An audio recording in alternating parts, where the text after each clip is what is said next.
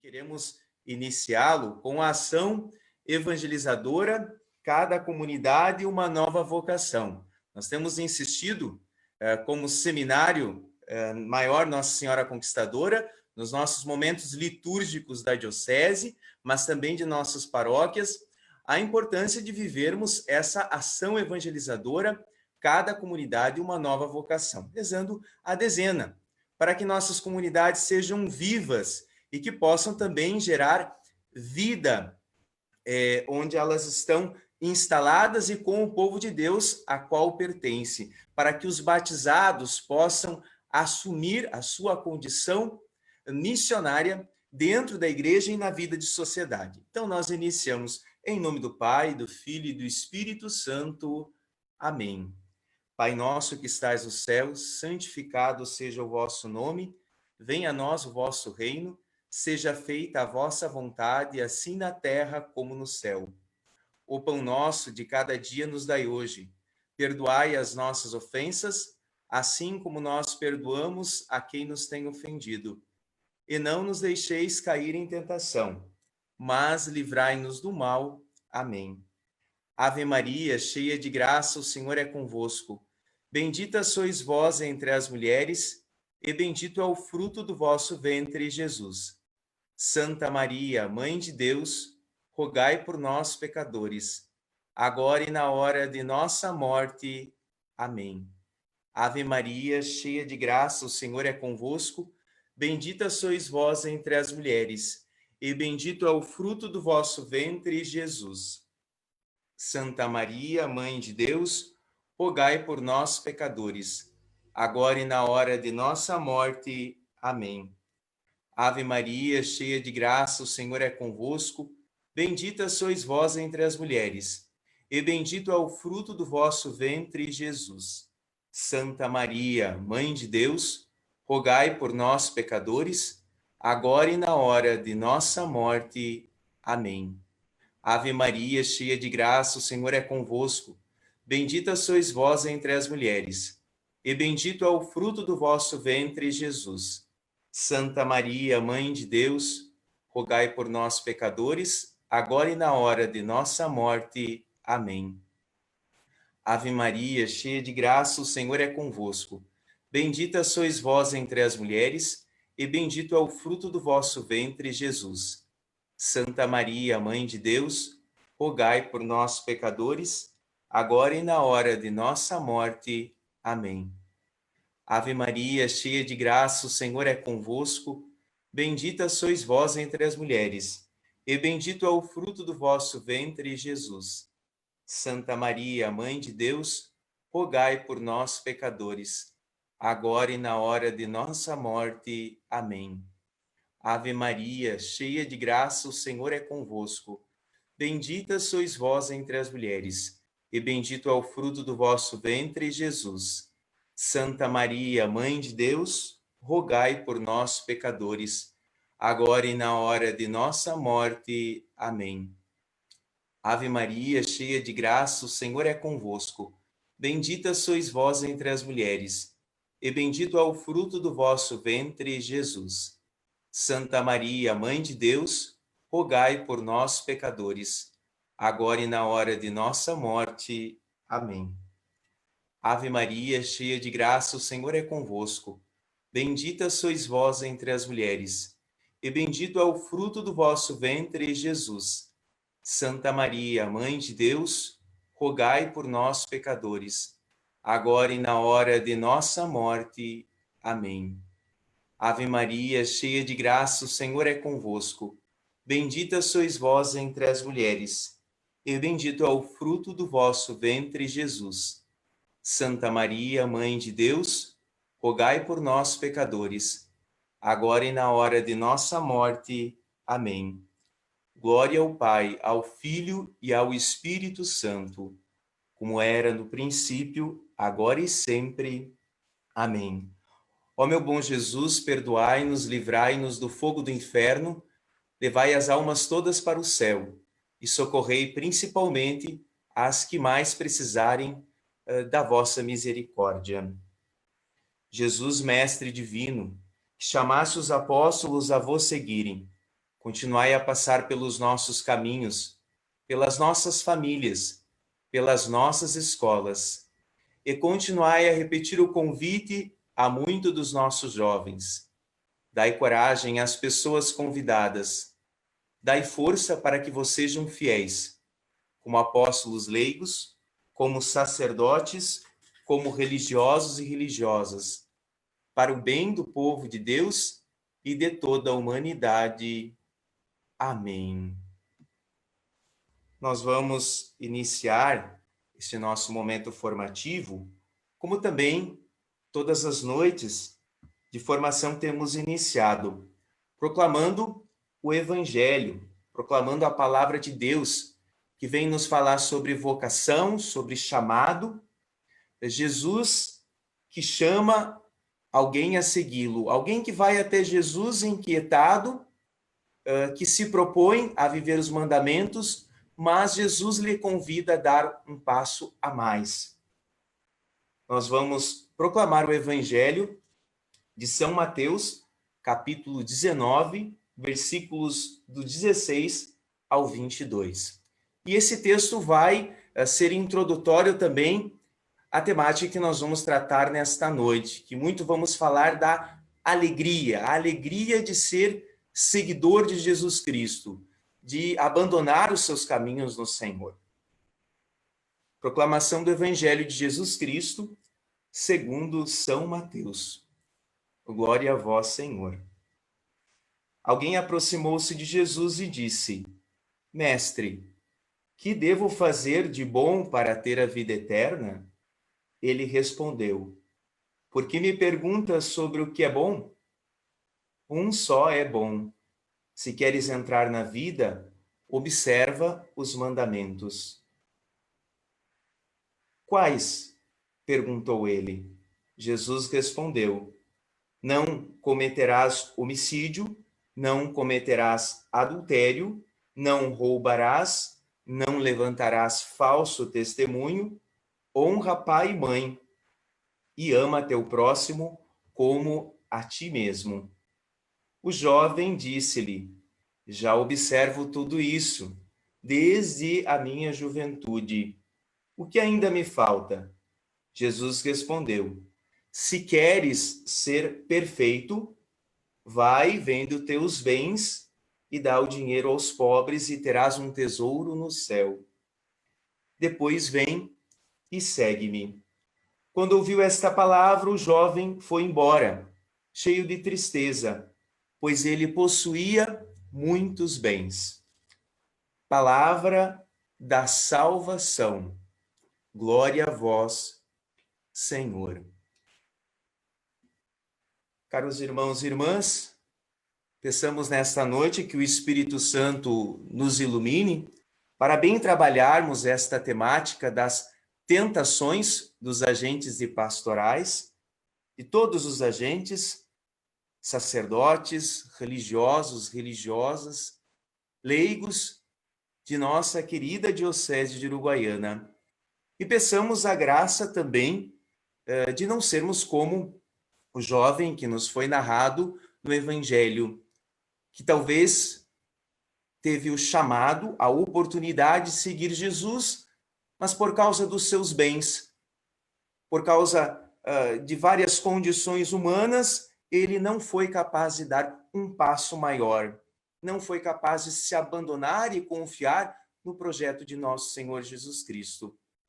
Nós queremos, sim, seguir o Senhor, e seguir o Senhor cheio de alegria, abandonando-nos e confiando no seu imenso amor.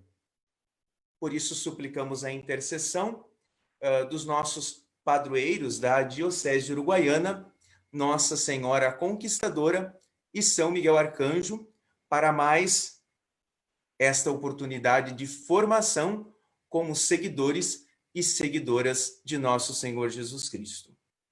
Nossa Senhora Conquistadora, rogai por nós. São Miguel Arcanjo, rogai por nós.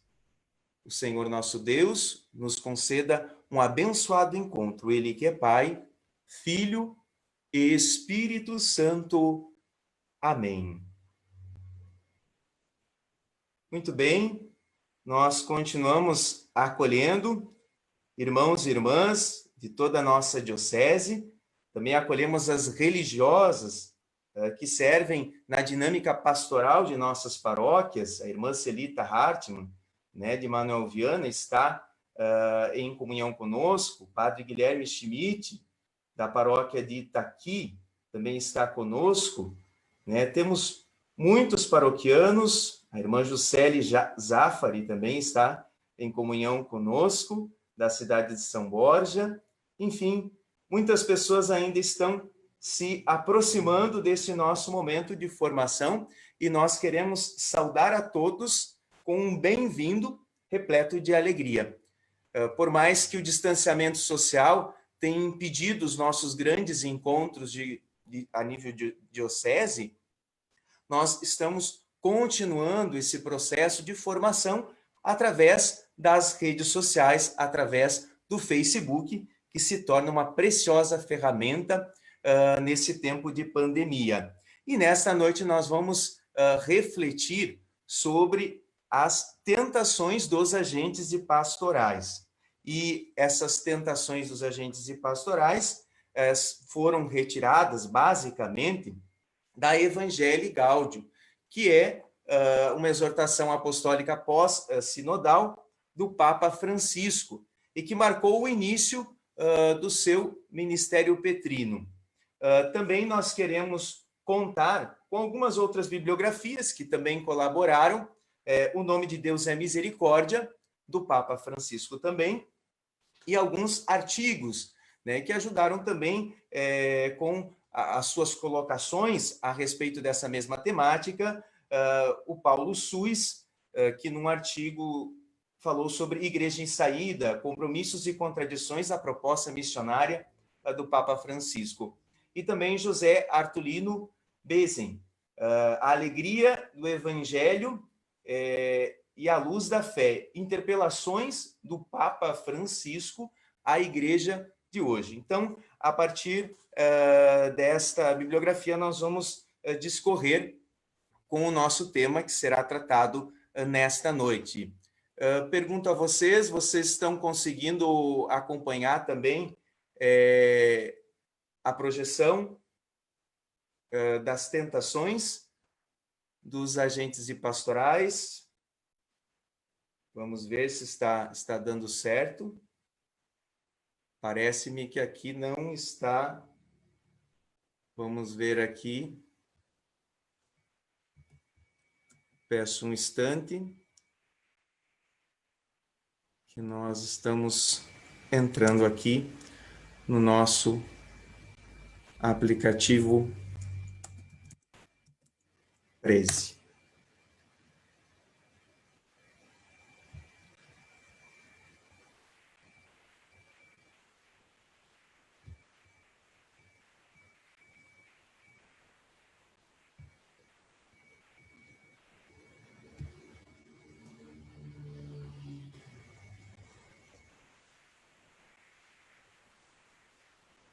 Engraçado, não está entrando aqui.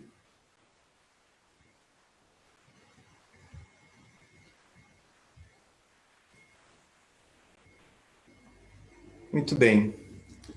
Nós vamos, então, iniciar essa nossa formação. Eu havia preparado especificamente uma projeção pelo Prezi, com os principais conteúdos que serão trabalhados nesta noite, mas infelizmente ele não está funcionando neste momento. Mas então nós vamos iniciar a nossa exposição. As tentações dos agentes pastorais, conforme a Evangelii Gaudium, dos números 76 ao 109. Então, nós vamos dividir este momento de explanação em três momentos principais. Primeiramente, a introdução. Nós vamos dar a introdução, como se deu o contexto desse escrito, dessa exortação apostólica do Papa Francisco, Evangelii Gaudium. No segundo momento, nós vamos olhar a estrutura do texto, como ele foi dividido, como ele foi devidamente estruturado. E num terceiro momento, nós vamos então apresentar as tentações dos agentes pastorais, conforme o Papa Francisco nos colocou nesta mesma exortação. Muito bem. A nível introdutório, nós fazemos a memória de que o Papa Francisco, ele foi eleito o bispo de Roma no dia 13 de março de 2013. A sua primeira carta encíclica foi a Lumen Fidei. Mas esta carta encíclica, ela já havia sido iniciada pelo Papa Bento XVI, que havia renunciado. Então, basicamente, o Papa Francisco respeitou o escrito do Papa Bento XVI e esse escrito foi promulgado no mês de junho. A exortação apostólica Evangelii Gaudium já foi promulgada em 24 de novembro de 2013. Muitos eventos já haviam acontecido a nível mundial, como, por exemplo, a Jornada Mundial da Juventude, que aconteceu aqui no Brasil, e que marcaram decisivamente o ministério do Papa Francisco e esse seu ministério em toda a Igreja Católica espalhada no mundo inteiro. Então, essa exortação apostólica foi promulgada no dia 24 de novembro. E a gente costuma dizer que ela foi o projeto de governo do Papa Francisco. Se a Lumen Fidei foi publicada ainda respeitando os escritos do Papa Bento XVI, essa exortação, Evangelii Gaudium, já teve uma outra característica. Ela teve, sim, porque ela foi uma exortação apostólica pós-sinodal, a influência de um sínodo, né, da Linhamenta, que foi construída a partir de um sínodo da nova evangelização. Entretanto, ali o Papa Francisco colocou toda a sua visão da igreja. E qual é o norte, qual é o caminho que a igreja deveria peregrinar nos próximos anos. E uma palavra destaque, uma frase destaque deste documento é igreja em saída. Então, no número 3, já nos é apresentada essa terminologia, igreja em saída, e a igreja em saída do Papa Francisco é uma igreja missionária, que é capaz de sair de torno de si mesma, né, dos seus ambientes eclesiásticos, dos seus templos, e ir ao encontro da humanidade. E o Papa Francisco, ele utiliza algumas imagens.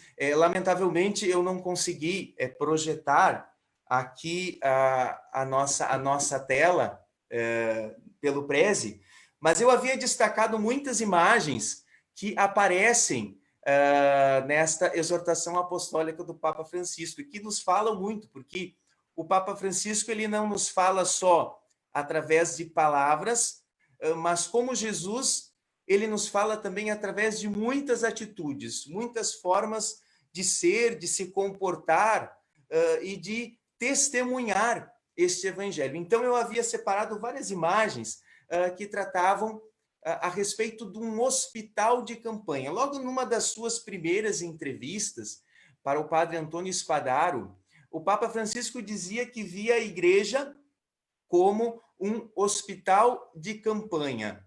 Ou seja, a igreja, ele diz assim, vejo com clareza que aquilo de que a igreja mais precisa hoje é a capacidade de curar as feridas e de aquecer o coração dos fiéis, a proximidade. Vejo a igreja como um hospital de campanha depois de uma batalha. É inútil perguntar a um ferido grave se ele tem colesterol ou açúcar alto. Deve primeiro se curar as feridas, depois falar de todo o resto. Curar as feridas, curar as feridas. É necessário começar de baixo.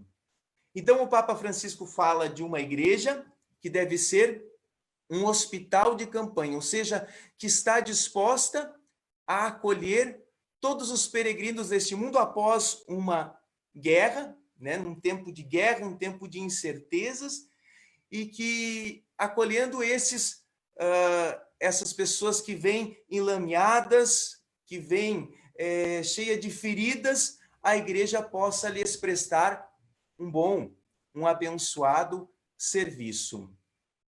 Que metodologia o Papa Francisco apresenta para ser uma igreja em saída? Então, no número 24, ele apresenta qual é a metodologia que ele deseja para a igreja em saída.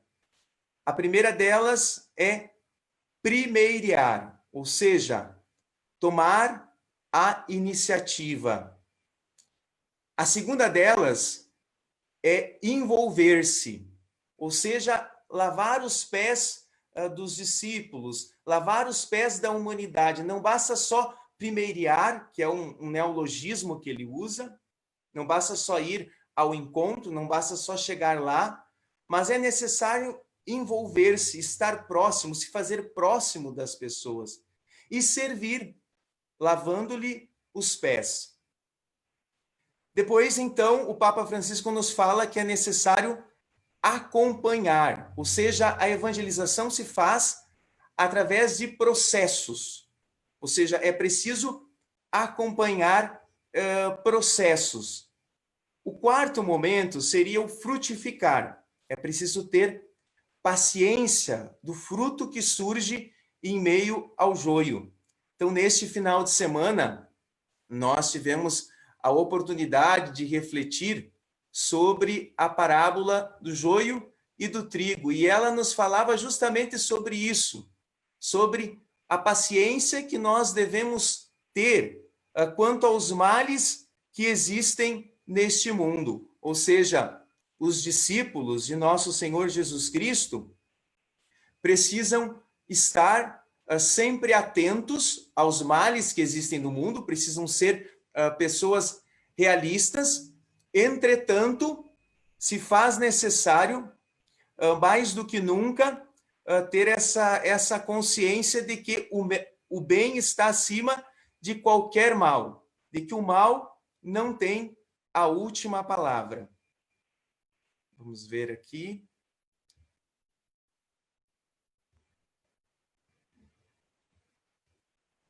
Aqui eu acho que eu vou conseguir agora projetar. Vocês me digam se vai dar certo aqui a projeção do nosso... parece que agora vai dar certo. Vocês desculpem que é a primeira live que eu faço, que a gente sincroniza, então, esses dois recursos da nossa ação evangelizadora, uma live, juntamente com o aplicativo Zoom, e também com o Preze, que é o programa que eu estou ocupando para expor as principais ideias sobre as tentações dos agentes de pastoral. Então, caros irmãos e irmãs, como eu dizia, o Papa Francisco vê a igreja como um hospital de campanha que vem para curar as feridas da humanidade. E aqui, então, a primeira imagem que eu apresento para vocês é esta imagem da Primeira Guerra Mundial, onde há um ferido, né, alguém que está sendo zelado e cuidado com amor por alguém. E a segunda imagem, para iluminar também esse hospital de campanha que o Papa Francisco convida para a igreja ser, é esse sinal que o Papa Francisco foi como arcebispo e depois como cardeal em Buenos Aires. O Papa Francisco era alguém próximo do povo, que estava constantemente nos metrôs e as pessoas o encontravam e tinham acesso ao cardeal Bergoglio. Então, esse foi sempre um sinal de proximidade, do jeito que o Papa Francisco era próximo das pessoas, e que aquilo que ele dizia, isso que ele diz hoje, é aquilo que ele sempre viveu através da sua ação evangelizadora. Né? O Papa Francisco é alguém que dá testemunho para a humanidade, né? Do jeito de ser, do jeito de viver a fé. Muito bem, a igreja como hospital de campanha. A metodologia, então, como eu já dizia, no número 24, através desses 5 passos. Primeiriar, ou seja, tomar a iniciativa, um neologismo que ele usa. Envolver-se, lavar os pés da humanidade, se aproximar. Acompanhar, que talvez seja a etapa mais difícil delas, dessa igreja em saída, porque é necessário acompanhar os processos, ver os momentos difíceis, ver os momentos exitosos, enfim, é preciso formar um processo com os discípulos missionários. Frutificar, dar frutos de amor, dar frutos de alegria, mesmo que sabendo que o mal existe no mundo, mas que esse mal não apaga todo o bem da vida cristã. E, por fim, também saber celebrar, festejar. O Papa Francisco fala da importância do belo. Ao longo de todo esse caminho percorrido, depois é necessário celebrar a nossa fé, né? E diz Dostoiévski que a beleza salvará o mundo. De fato, a beleza, ela nos coroa a alegria, ela nos dá a conclusão de todo esse processo de igreja saída e de evangelização. E nós vivemos a beleza através da nossa liturgia. Então, é preciso também liturgias bem preparadas, momentos litúrgicos que levem, de fato, as pessoas a rezarem. Muito bem. Então, eu falava para vocês a introdução, os principais eventos que acabaram levando à construção da Evangelii Gaudium, essa exortação pós-sinodal do Papa Francisco.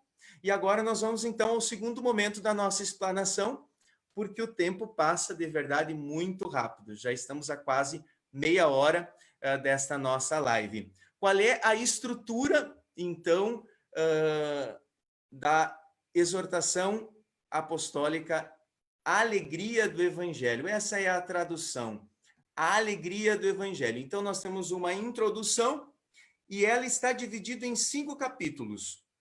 O primeiro capítulo fala sobre a transformação missionária da igreja, onde o Papa coloca esse seu conceito-chave, que é a igreja em saída. É necessário nos converter, é necessário fazer uma conversão pastoral. E para isso o Papa também se utilizou de toda a experiência que ele viveu na construção do documento de Aparecida, em 2007. Ele foi um dos organizadores, né, um dos relatores desse evento.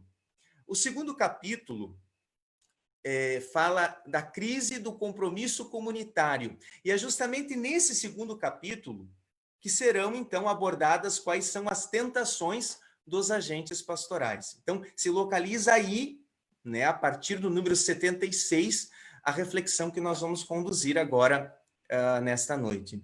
O terceiro capítulo fala sobre o anúncio do Evangelho, se destaca aí, o Papa Francisco nos apresenta a importância da homilia.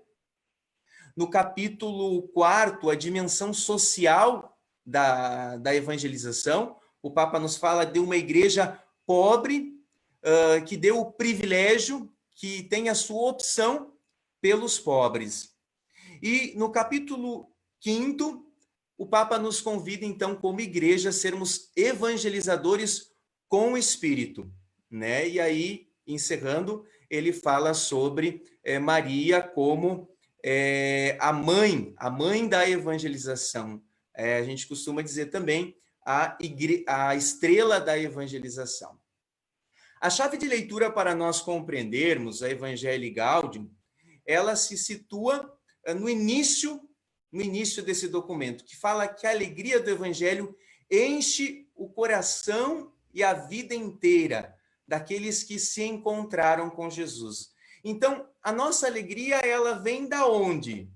Ela vem pelos nossos bens materiais, ela vem do nosso status, ela vem da onde? Nós somos alegres por quê? Por causa que simplesmente o nosso time de futebol ganha uma partida?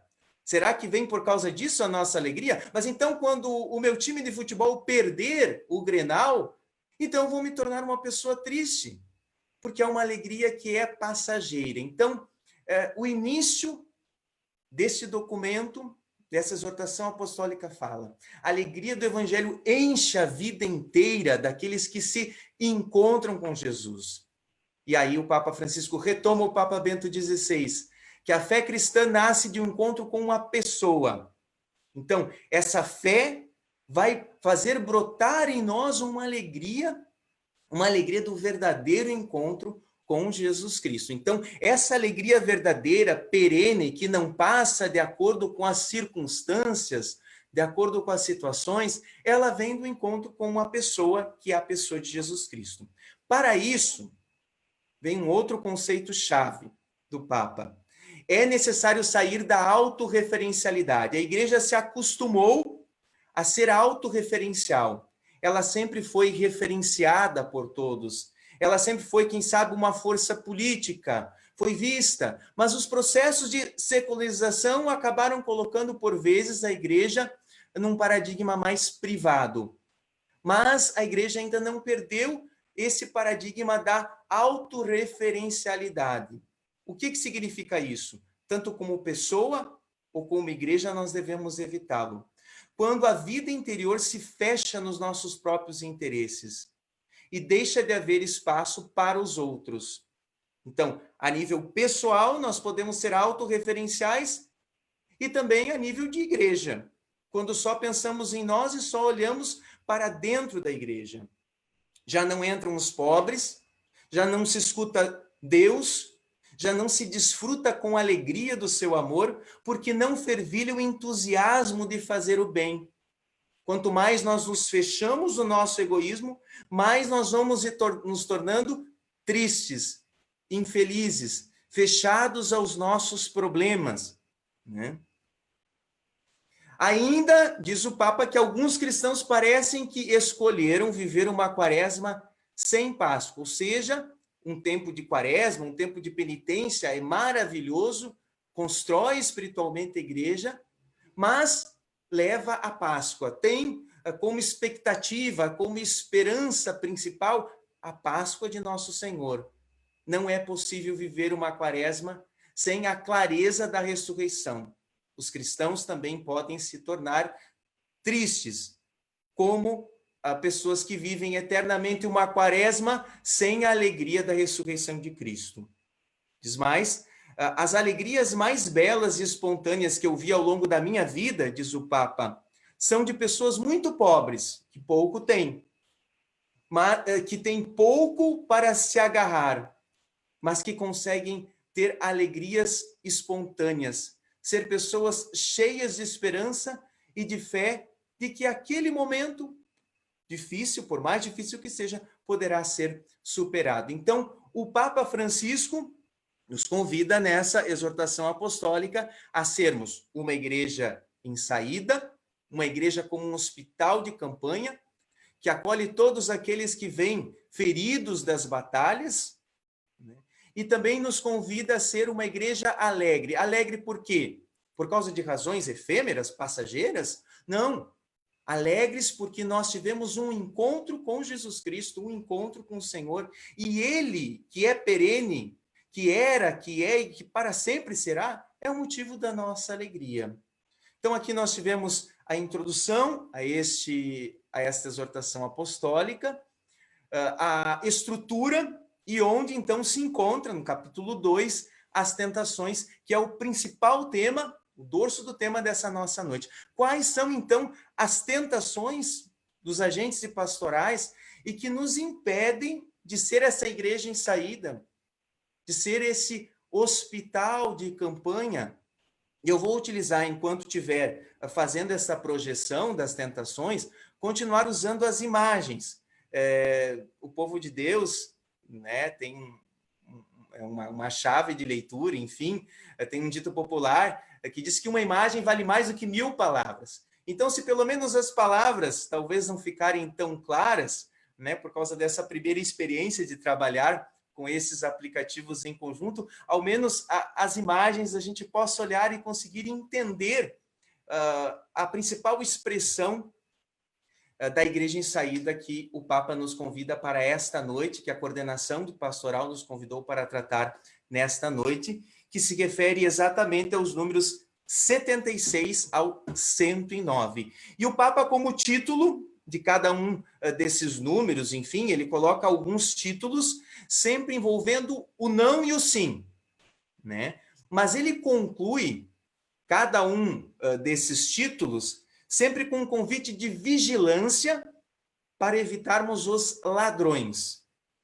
Ele termina cada uma dessas invocações dizendo: não deixemos que roubem o nosso entusiasmo missionário, não deixemos que nos roubem a alegria da evangelização, não deixemos que nos roubem a esperança, não deixemos que nos roubem a comunidade, não deixemos que nos roubem o evangelho, não nos deixe que nos roubem o ideal do amor fraterno, não deixemos que nos roubem a força missionária.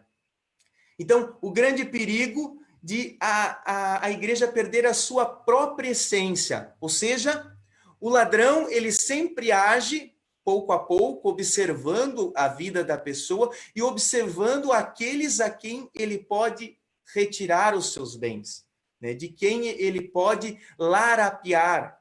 E assim também o maligno vai operando nas nossas comunidades cristãs. Aqui eu coloquei uma imagem que coloca um roubo do celular, né? Que é uma coisa que nós, se acontecer com qualquer um de nós, nós vamos lamentar imensamente, porque nós vamos perder contatos, nós vamos perder mensagens que são muito importantes para nós, né? E assim também o maligno vai agindo nas nossas comunidades cristãs e sorrateiramente vai nos roubando a alegria do evangelho, vai nos roubando a alegria de sermos comunidade, e de diversas maneiras vai nos provocando e nos roubando de quem nós somos, porque no fundo nós recebemos essa graça pelo santo batismo, o dia que nós somos batizados, e também o dia que nós assumimos a nossa crisma, também um compromisso com a nossa comunidade, nós estamos fazendo alguns compromissos com Deus, um ideal de seguir e de servir a Deus. Entretanto, o ladrão chega na hora que menos nós esperamos e estamos preparados. É preciso estar sempre vigilantes e não deixar que nos roubem essas diversas instâncias que o Papa Francisco vai nos colocar. Então, a primeira tentação, né, que o Papa coloca é o convite, enfim, de nós dizermos sim a uma espiritualidade missionária. E ele vai colocar as tentações que nos impedem de viver esse desafio a uma espiritualidade missionária. Então, ele diz que a nossa fé não é um apêndice. Tem pessoas que vivem a sua fé como um algo a mais, a sua vida cristã. Mas a sua vida cristã, né, é um apêndice, né? Elas fazem tudo como se não fossem cristãos. Talvez até participam da sua comunidade ao final de semana, mas esse participar ou essa sua fé é um apêndice, não transforma a sua vida como um todo. Então, o Papa diz que isso é um perigo e coloca 3 males: um acentuado individualismo, uma crise de identidade e um declínio de fervor. Isso é o que se constata no mundo atual, diz o Papa Francisco. Um acentuado individualismo, uma crise de identidade, não sabemos mais quem somos, e porque não sabemos quem somos, não temos formação suficiente, por vezes não sabemos também aonde vamos e nos tornamos presas fáceis desses ladrões, desses roubos que nos impedem de sermos verdadeiros discípulos missionários de Cristo. E aqui ele coloca o problema da vergonha de assumir a identidade cristã diante dos outros. Se é uma alegria ter fé em Jesus Cristo, também é uma alegria e um dever, um direito proclamar essa nossa fé aonde nós vamos e com quem nós estivermos. Então, essa 4ª imagem, ela nos fala sobre isso. Doutor, é realmente acentuado o meu complexo de inferioridade? Ele nem sequer estava em cima do divã para ser atendido pelo seu psicólogo, está abaixo do divã. Então, é acentuado o meu complexo de inferioridade, e o Papa fala sobre essa palavra mesmo que ele usa. A igreja vive um complexo de inferioridade. Isso é lamentável, porque isso a impede de ser uma igreja em saída, de levar a boa nova do evangelho aonde está e com quem estiver. não deixemos que nos roubem o entusiasmo missionário, diz o Papa Francisco. O segundo convite que o Papa faz, então, é um não. Não ao desânimo egoísta. Ele fala aqui neste número, então, que muitas pessoas têm medo de assumir uma tarefa na sua comunidade cristã. Por quê? Porque, como a sua fé é um apêndice, né, a sua vida cotidiana segue normal, independente de ser ou não cristão, então tem medo de assumir uma missão na comunidade, assumir uma tarefa, isso lhe tire o seu tempo livre. Então, o Papa coloca que muitas vezes os agentes pastorais têm essa tentação, né? E aí também ele coloca um outro extremo, de muitos terem um excesso de atividades, né? Ou seja, se tornarem ativistas pastorais.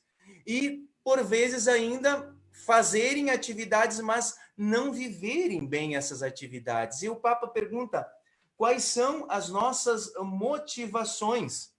Quais são as nossas motivações? Nós temos que ir lá mais ao fundo para tentar descobrir o que nos motiva como cristãos, como agentes pastorais, né? O que nos leva a fazer isso, né? O que nos faz buscar? Porque eu ainda sou capaz de ser um cristão desanimado, um cristão que é triste, um cristão que tem medo. Se eu sou um cristão que estou desanimado, que estou triste ou que estou medo, é preciso reavaliar a minha espiritualidade. Eu não estou dimensionando bem a minha espiritualidade. Ou quem sabe aquilo que eu faço na minha comunidade, a minha ação evangelizadora, ela está voltada mais para outras razões, para uma mundanidade espiritual, que o Papa já vai falar logo em seguida, do que para a verdadeira raiz e o sentido do ser evangélico. E aí, por fim, então, o Papa disse que quando nós temos uma boa motivação, quando nós sabemos por que nós vamos servir na comunidade, ele diz que nós vamos ter um cansaço. Isso é natural, é humano nós cansarmos, né? Mas vai ser uma fadiga feliz, porque não é fruto de um excesso de atividades ou de atividades que não são bem dimensionadas, né? Não são atividades que buscam as motivações mais fecundas, mais profundas. E aí nós vamos, então, ter uma sensação de fadiga feliz. E diz o Papa, não deixemos que nos roubem a alegria de evangelizar. E aí eu coloco, então, essa imagem. É uma imagem um pouco tenebrosa, um pouco feia, mas é essa imagem que o Papa Francisco coloca lá no Evangelii Gaudium. O número 83, a psicologia do túmulo. Ou seja, há muitos cristãos, diz o Papa, que são um museu de múmias. Vivem no passado, vivem na tristeza, vivem resguardando algumas coisas e se impedem de voar, né? De ser uma igreja em saída, de uma igreja missionária. Estão travados, estão fechados, né? Até Paulo Suiz, um dos comentadores sobre o Evangelii Gaudium que eu li, ele falava isso, que o Papa é como se fosse um condor que sai dos pampas argentinos para pousar no Vaticano. Mas, infelizmente, diz este autor, que há na igreja muitos avestruzes, que é diferente do condor. O avestruz não voa, o avestruz corre através da areia e esconde a sua cabeça, porque não quer se defrontar com algumas realidades que são novas e que precisam ser repensadas na nossa evangelização. A terceira colocação, então, do Papa Francisco é um não, preciso dizer não a um pessimismo estéril. Então, há problemas? Sim, mas não motivos para desistir. Esses desafios nos levam para o crescimento como cristãos. Vejam só, esse tempo de pandemia nos pegou a todos despreparados. Mas vamos ficar lamuriando, chorando esse tempo? Não, nós vamos ter posturas audaciosas, posturas revolucionárias, criativas, né? Quem sabe este é um tempo de crescimento, de aprofundamento do nosso ser cristão.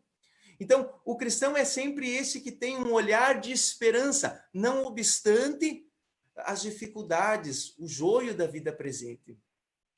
Quem começa uma ação, empreende uma ação, diz o Papa, sem confiança, já está perdido, né? Ou seja, vai para a guerra, sabendo que vai perder, então já está perdido, né? É necessário ir com a certeza de quem está ao nosso lado é o próprio Cristo Senhor.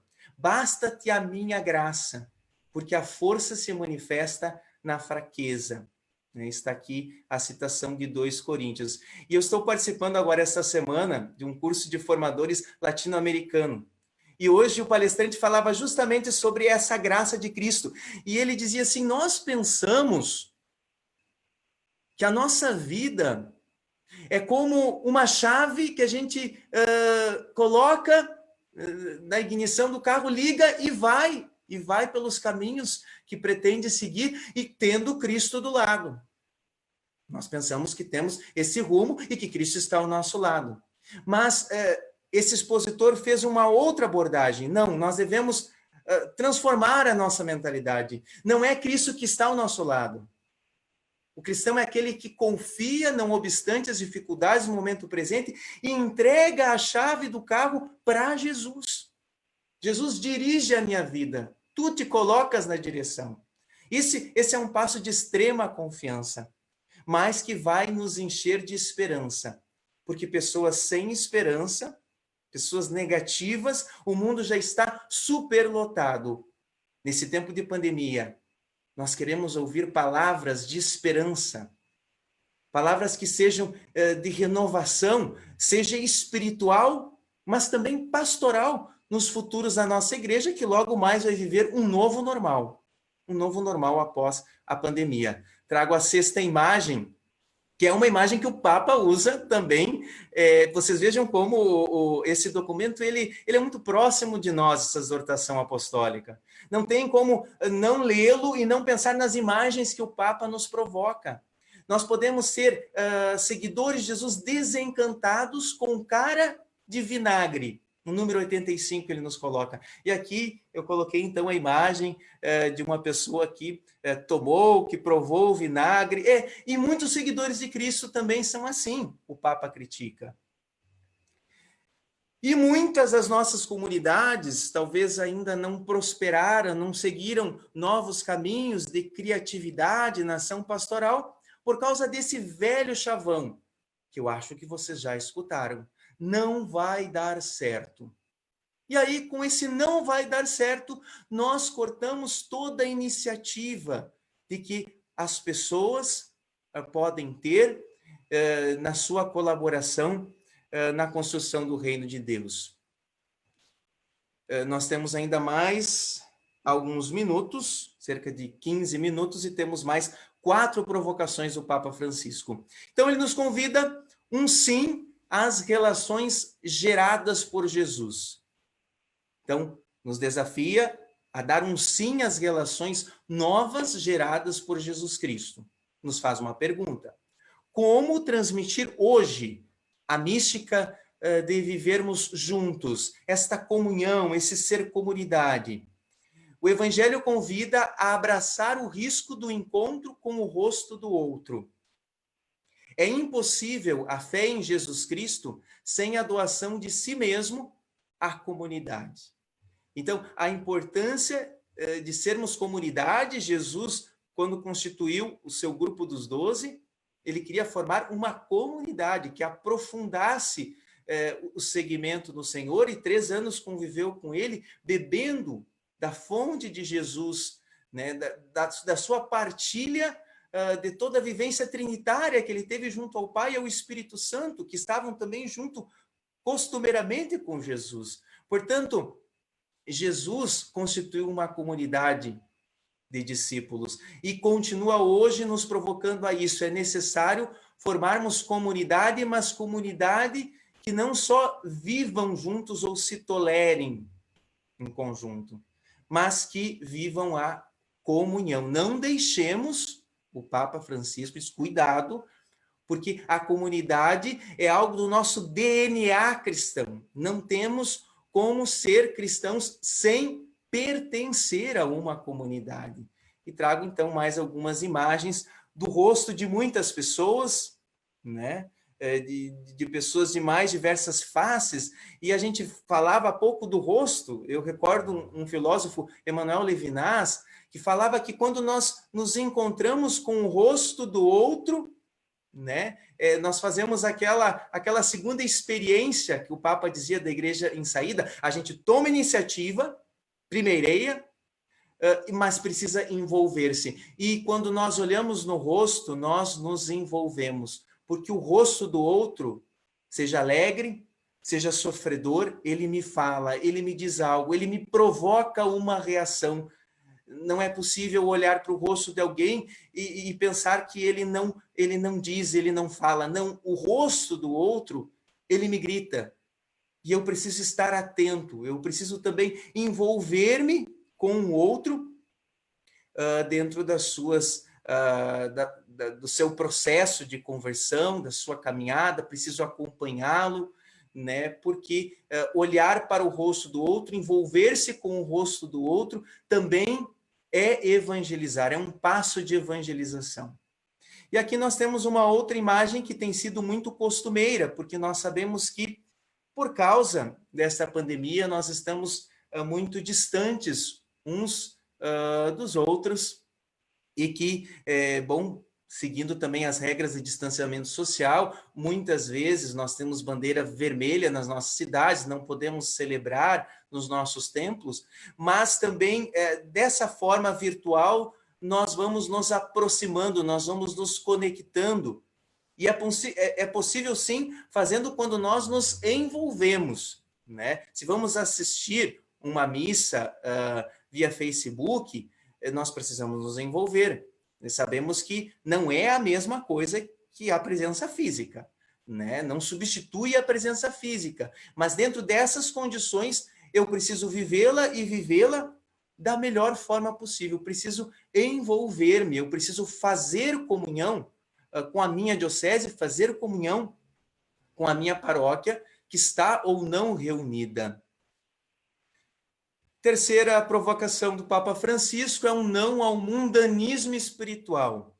Ou seja, o que é o mundanismo espiritual? É buscar os próprios interesses, mas a partir do verniz de um segmento de Jesus, de um percurso junto com a igreja. Então, eu digo que eu sou um seguidor de Cristo, me identifico como cristão, católico, enfim, mas é um mundanismo quando isso vai me servir a mim mesmo, quando isso vai me trazer a realização dos meus interesses, e não como a entrega de alguém que diz: Jesus, toma a chave do meu carro e dirige a minha vida. Tu és quem vai dirigir. Não, nós dirigimos e queremos moldar, inclusive, a nossa fé e a nossa religião a partir dos nossos próprios interesses. E o Papa diz que o gnosticismo e o pelagianismo, que foram heresias bem no início da história do cristianismo, eles estão com uma outra roupagem. Neognosticismo, neopelagianismo. Ou seja, pessoas que são gnósticas porque se centram na razão ou nos sentimentos, colocam o sentido da sua fé, tanto na razão como nos sentimentos, ou porque são pelagianos, neopelagianos, confiam nas suas próprias forças, ou seja, não se entregam à graça de Deus, não pensam que a caminhada eclesial da paróquia, da diocese, não dependem das minhas forças. Claro, nós precisamos, como agentes, nos preparar, precisamos nos planejar, precisamos construir juntos essa caminhada. É isso que o Concílio Ecumênico Vaticano II tanto nos exortou, né, de que todos são igreja e todos devem assumir essa igreja.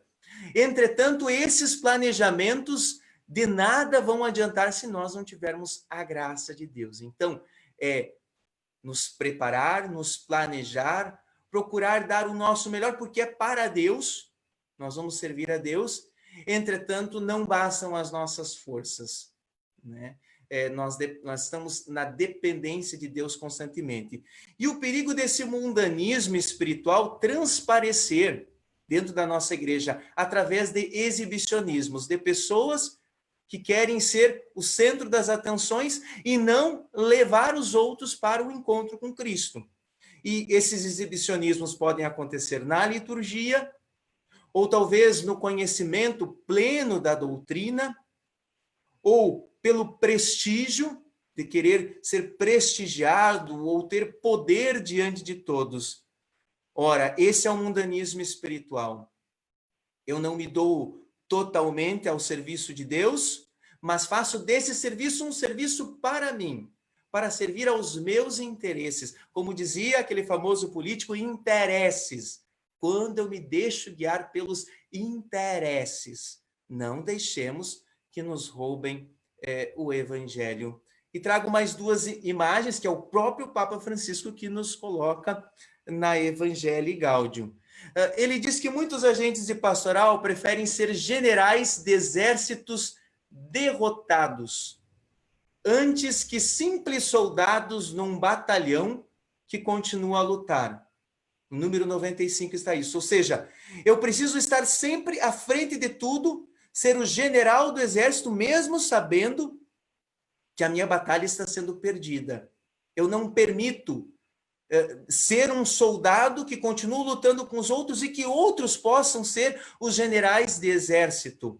Eu preciso continuar sempre tendo a última palavra e ter toda a razão de todas as coisas, diz o Papa Francisco no número 95.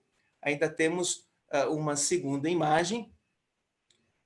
Aqui nós temos, né, uma imagem de um gato que se olha no espelho e que se vê um leão, ou seja, uma imagem projetada além de si mesmo. Às vezes, a liturgia, o conhecimento da doutrina, o prestígio dentro de uma comunidade pode fazer isso conosco, de nós nos vermos maiores, melhores do que os outros, através desse espelho. Ou seja, a comunidade acaba virando um espaço para uma projeção pessoal. Isso é um mundanismo espiritual que o Papa Francisco condena totalmente.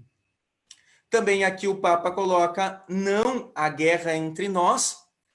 Pertencemos a grupos ou à igreja? Tem pessoas que defendem o seu grupo até a morte. Seu grupo, seu movimento, a sua pastoral, a sua comunidade, mas não são capazes de olhar o todo, de olhar a igreja. João 17, 21. Que todos sejam um para que o mundo creia. Dizia o Papa Francisco, cuidado com a inveja. Mesmo barco, estamos todos nós rumo ao mesmo porto. E essa pandemia está nos mostrando exatamente isso. Por que lutamos, por que degladiamos por espaços, por lugares? Há espaço de evangelização para todos. Meu grupo não é melhor, não é pior do que os outros. Somos todos parceiros de evangelização. Com ódio, divisão, inveja, calúnia, difamação, vingança, ciúme, imposição de ideias, nós vamos evangelizar a quem? Pergunta o Papa Francisco. Com esse testemunho tão equivocado de uma humanidade que quer encontrar a unidade, que quer ser una, nós vamos evangelizar a quem? A este mundo que quer superar, mas que por vezes dentro da comunidade cristã percebe esta guerra. O Papa orienta então a nós pedirmos perdão aos irmãos e ainda se pudermos rezar por aqueles que temos dificuldades, ou que temos guerreado, discordado de ideias, né? Que nós possamos ainda orar por essas pessoas quando nós somos capazes de orar e desejar o bem do outro. Isso já é um sinal de que nós estamos avançando no perdão. Não deixemos que nos roubem o ideal do amor fraterno. E aqui nós temos uma outra imagem que nos fala dos problemas das primeiras comunidades cristãs, que não são diferentes das nossas comunidades hoje. Aqui nós temos Paulo que pergunta para os coríntios, escutem, tem gente que diz que é de Apolo, tem gente que diz que é de Pedro, tem gente que diz que é de Paulo, e agora? Não, nós somos todos de Cristo. E Cristo é de Deus. Nós estamos unidos em Cristo. Não vamos gerar divisões na cruz de Cristo, na comunidade cristã. Nós somos todos de Cristo. E Cristo é de Deus. E ainda o Papa coloca no último número, nos últimos números deste trecho das tentações dos agentes pastorais, que existem outros desafios eclesiais. É necessário uma interação entre leigos e ministros ordenados, né? Se cresceu muito nessa participação laical na igreja.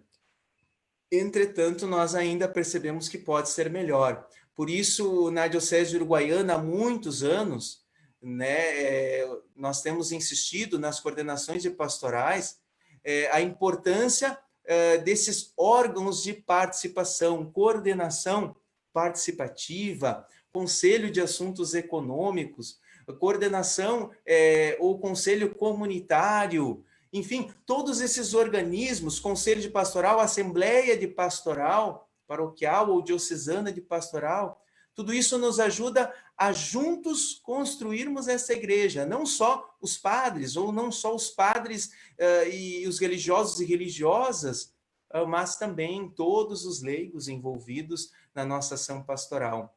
E ele diz que é importante, indispensável, a presença das mulheres, né? As mulheres com a sua sensibilidade, com a sua percepção de realidade, devem contribuir muito com a igreja, que por muitos anos foi machista, porque teve os sacerdotes mais à sua frente. Agora, nesse novo modo de ver a igreja, o Papa diz que é necessário cada vez mais colocar as mulheres em comunhão, em participação. Também, além das mulheres, dos leigos, o Papa diz a importância dos jovens. Depois, inclusive, ele fez uma exortação pós-sinodal para a juventude, os jovens e o discernimento vocacional. E ele diz, nesses últimos números, então, 107, 108, 109, que é necessário escutar os jovens e é necessário, mas ouvi-los atentamente, né? Não só de quem ouve e quer dizer tudo para eles, já dar a sua resposta, mas ouvi-los de verdade e se deixar tocar por eles. E também mudar as nossas linguagens que dizem a verdade, que comunicam a verdade, e, entretanto, por vezes são linguagens um pouco ultrapassadas, que já não falam para a nossa juventude, né? E, por vezes, a linguagem, um método que nós utilizamos, método quer dizer caminho, ele é essencial, porque ele também é conteúdo. Não basta só ter conteúdo, é necessário ter conteúdo, mas é necessário também ter uma linguagem que consiga exprimir esse conteúdo. O Papa também fala nos últimos números das vocações, ele diz que comunidades que são sinais da igreja viva, eles vão frutificar em vocações para toda a igreja, vocações sacerdotais, vocações religiosas, né, e vocações leigas numerosas a serviço da comunidade. Então, quanto mais fervorosa é uma comunidade, mais vocações ela vai dar à sua própria paróquia, mas também a toda a igreja. E, por fim, o Papa diz que é importante estar atento aos idosos, né? Os idosos, nessa nova cultura, nessa nova conjuntura de hoje, estão passando por uma desvalorização, estão sendo deixados de lado. Eles têm a memória, eles têm a sabedoria, e que podem muito auxiliar os caminhos, que por vezes não foram os melhores, né? Não no sentido de quem impede, mas no sentido de quem propõe, de quem coloca uma experiência de vida que muito pode ajudar essa força missionária da igreja. Não deixemos que nos roubem essa força missionária. Eu encerro com essa última imagem, que nos apresenta uma igreja constituída de pessoas, né? As pessoas são o templo vivo. Nós temos os templos, nós temos os templos físicos, mas o templo espiritual é construído pelo povo de Deus, pelos batizados. E aqui nós vemos que todos têm uma função importante. Talvez aquele que está lá em cima, né?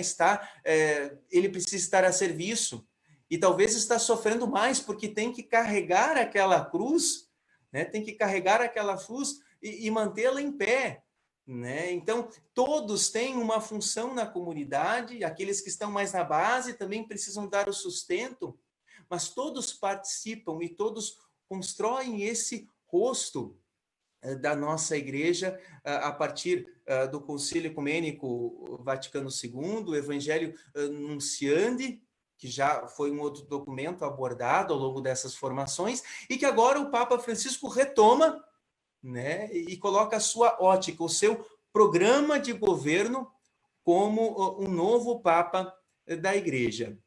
Então, nós temos aqui todas as tentações dos agentes pastorais, e nós precisamos estar numa constante vigilância, porque há muitos ladrões que vão nos impedir, né, que vão nos tentar para sairmos dos trilhos deste caminho de serviço, de lava-pés para as nossas comunidades, para aqueles que necessitam de uma ação missionária da igreja. É preciso estar vigilante e reconhecer, por meio de todos esses sinais, onde nós estamos equivocados na nossa ação e focar novamente no centro de tudo, que é o Senhor Jesus Cristo. As outras coisas, elas são periféricas. Sempre é preciso revisitar as nossas motivações. Por que eu estou fazendo isso? É por seguir a Jesus Cristo ou estou vivendo uma mundanidade espiritual?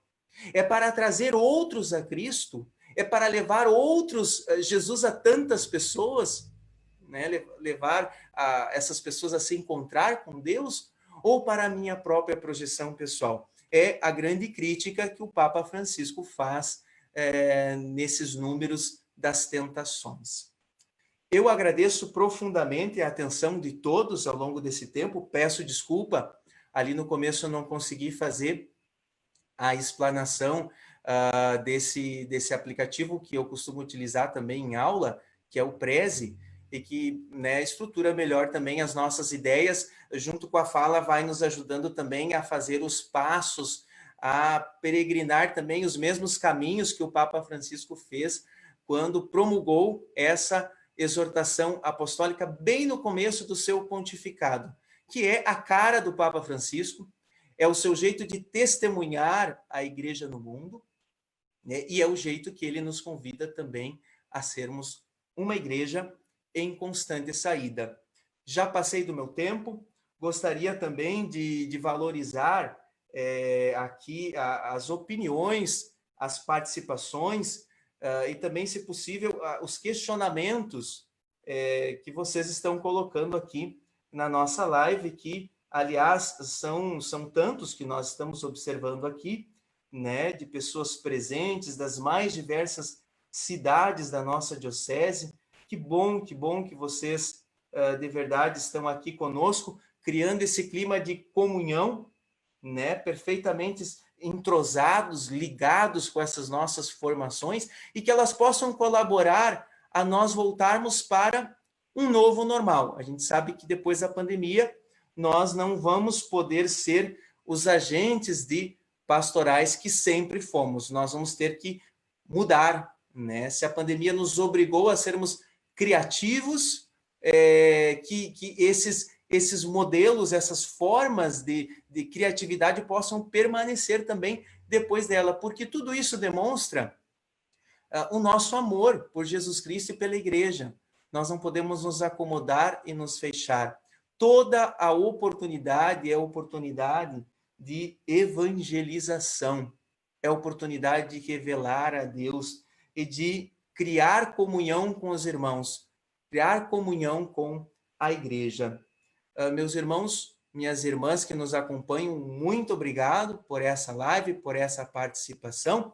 E eu vou encerrando, então, esta live, convidando para a próxima formação, né? A última formação dessa primeira etapa, nós vamos ter a segunda etapa, que também já em breve será divulgada, mas essa primeira etapa vai encerrar com uma dupla dinâmica lá de São Borja, o pároco da paróquia Imaculada Conceição, o padre Mário Benacchio Alzani, e a irmã filha do Sagrado Coração de Jesus, né, do Colégio Coração de Jesus lá de São Borja, a irmã Juscele Zafari, que colabora em ambas as paróquias da cidade de São Borja.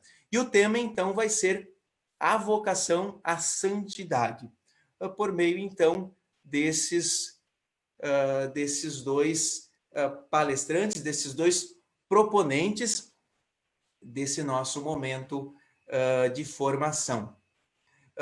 Encerro este momento de formação pedindo a luz do Divino Espírito Santo de Deus a todos os agentes de pastoral que nos acompanham, a fim de que não cedamos às tentações daqueles que podem nos roubar.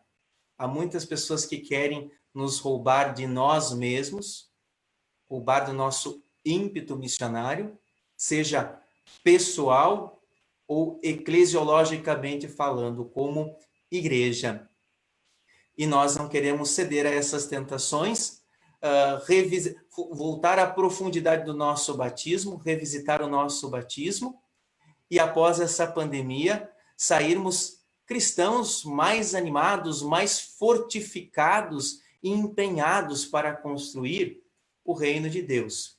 Para isso, peçamos que a estrela da evangelização, que está na própria Evangelii Gaudium, do Papa Francisco, né, Maria Santíssima, nossa Mãe Conquistadora, nos conduza, juntamente com São Miguel Arcanjo, nesse sentido.